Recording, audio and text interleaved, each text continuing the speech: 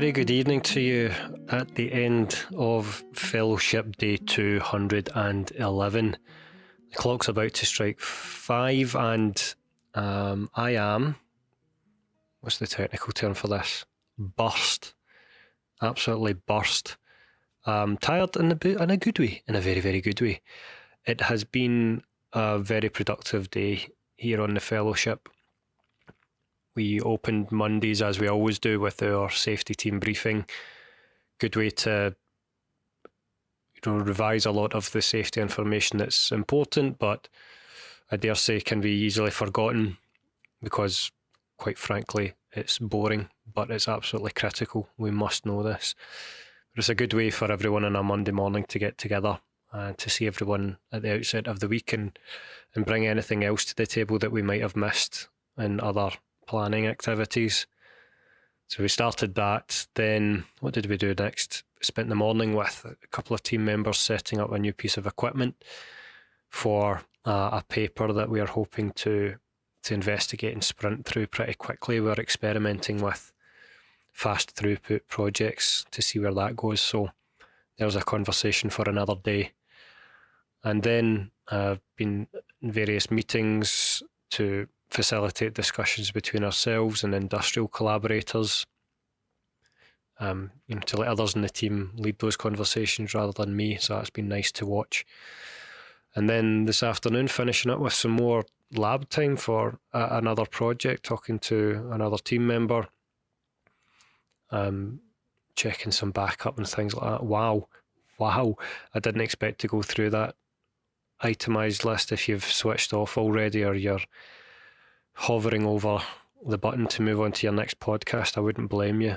But anyway, I felt that important to set the scene as to why I'm technically and clinically burst at the end of this day. None of that is really what I want to speak with you about today. The theme with which I'll write about and leave you with in this episode is on setting expectations. I'm pretty good at putting myself out there. Modesty hat off, I wouldn't be doing this podcast if I didn't have some ego to carry it forward. I always tried to keep that in balance by realising when I'm not the expert and when I should just shut up and listen and let others lead. But nonetheless, I'm not so modest as to shut this project away in a drawer and never release it. But setting expectations is a different way of putting yourself out there, and it's one that, quite frankly, exhausts me, because it's a modest form of conflict. It requires a certain level of strategic, well-meaning disagreeableness that to an extrovert might come across easily, but as somewhat of a natural introvert, I find it absolutely exhausting. And that's probably partly why I'm burst today as well. So many meetings, it's a lot of outgoing, extroverted activity.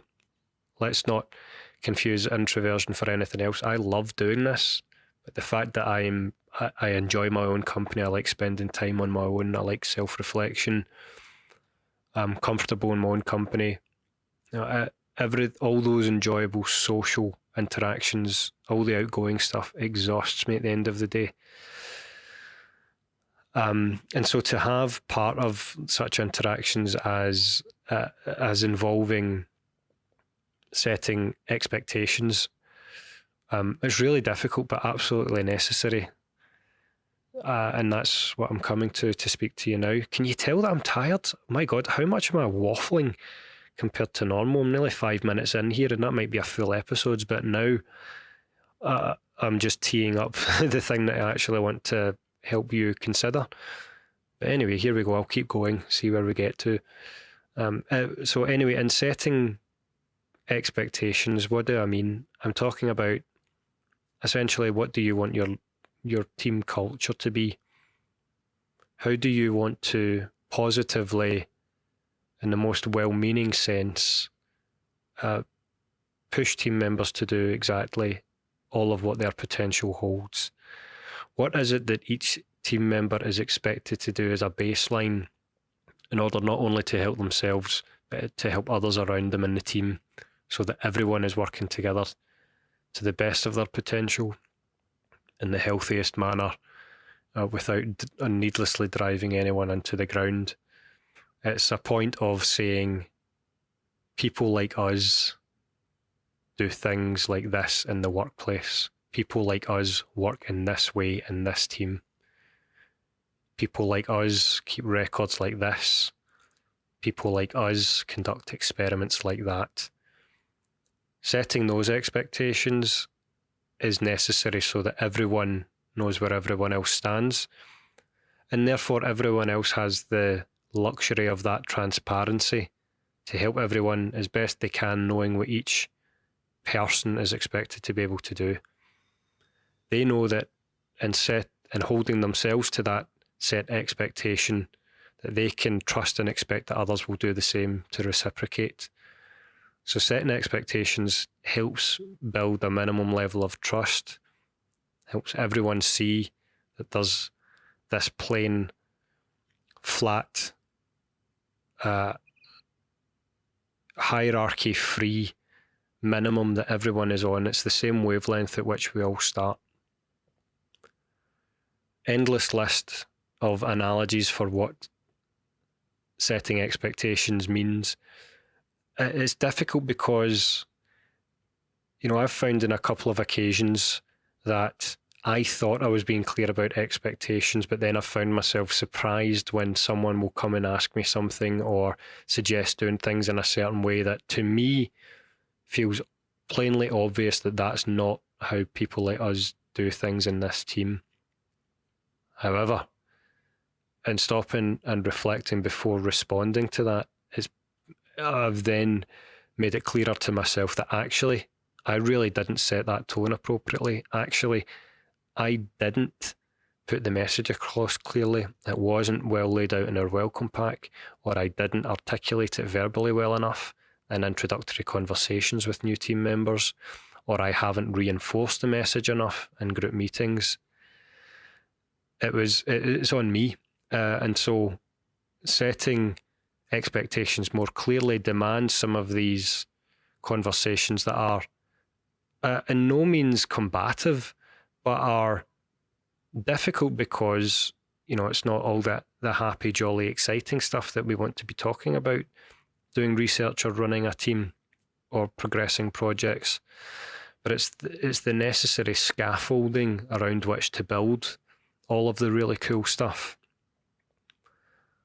So for you, if you've been brave enough to stick with these rambles for this rather tired episode, then I hope what you've found in some value here is a way to prompt yourself to consider, how are you setting the standards? How are you setting the culture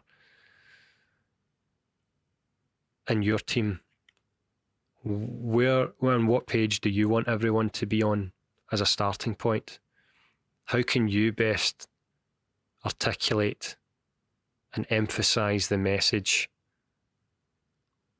of how you want people to bring themselves to your team?